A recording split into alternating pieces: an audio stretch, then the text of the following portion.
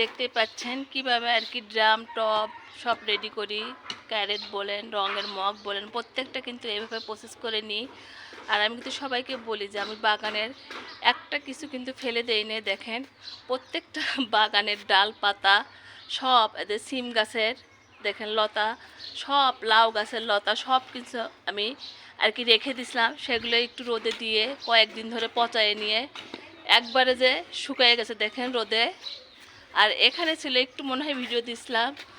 আর এই যে দেখেন মাটি কিভাবে রেডি করছি, আর সেটা আপনাদের দেখাচ্ছি। দেখেন সুন্দরভাবে ঝুরঝুরো করে প্রত্যেকটা জিনিস দিয়ে কিন্তু আমি মাটি রেডি করি।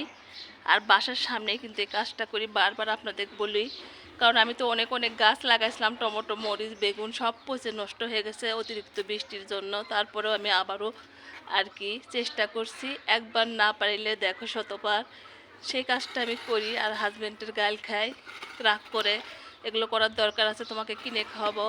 আর এখন সুন্দরভাবে কিন্তু করতে হয়, সেটা আমাকে করে দিচ্ছে। দেখেন আমার দ্বারাই তো সম্ভব না। আর অনেক ভালোভাবে রোদে দিয়ে শুকিয়ে নিয়ে সুন্দর করে কিন্তু দেখেন মাটি এর মধ্যে কিন্তু অনেক কিছু দিছি, এর আগেও বলছি, সেগুলোই ঠিকঠাক মতো এখন এগুলোতে তুলে নেব।